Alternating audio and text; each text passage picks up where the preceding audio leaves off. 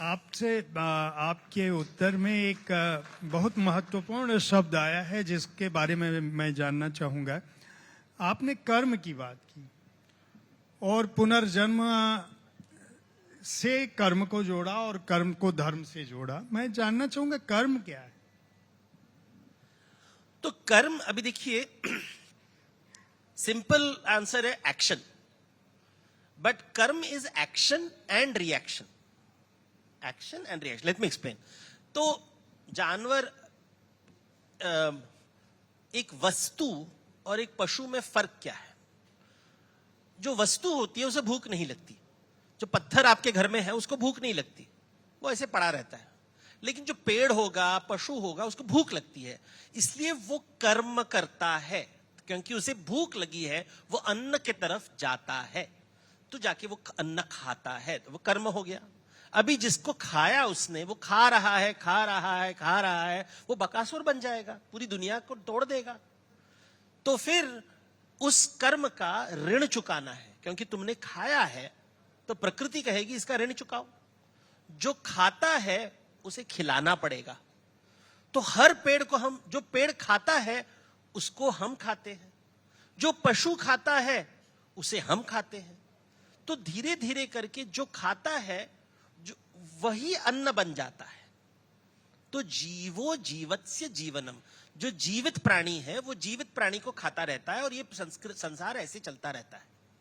तो कर्म का मतलब क्या है? जब हम भोग ले रहे हैं वो कर्म है, और ऋण से मुक्ति प्राप्त करने के लिए, तो ऋण जो आ गया अभी उसका मुक्ति भी प्राप्त करना, वो भी कर्म है।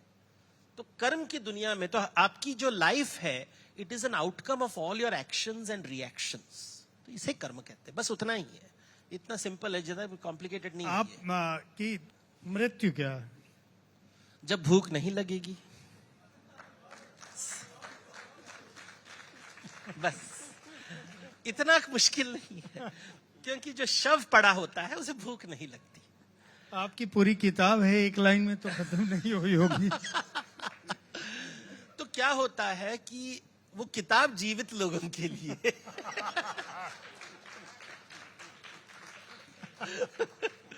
कि हमें नहीं पता कि मृत्यु के बाद होता क्या है। तो किताब में हम एक्सप्लेन करते हैं कि देखो, जिसे हम कहते हैं वेस्टर्न कल्चर, ईसाई धर्म में इसका मतलब क्या है, इस्लाम में इसका अर्थ क्या है। मृत्यु का अर्थ अलग है, इस्लाम में अर्थ अलग है। कयामत की बातें होती है, जजमेंट डे की बातें होते हैं क्रिश्चियनिटी में। तो मृत्यु के बाद होता क्या, ये मनुष्य को हमेशा एक प्रश्न है, क्योंकि मैंने कहा ना, कोई किसी को पता नहीं है जिंदगी का अर्थ क्या है, वी डोंट नो। तो ये हम मनुष्य एक ही प्राणी है जो कथा के माध्यम से अपनी जिंदगी के प्रॉब्लम्स को सुलझाता है। इसलिए कथा को बहुत ही हाई वैल्यू दिया गया है। कथा नहीं होगी तो मनुष्य पागल हो जाएगा।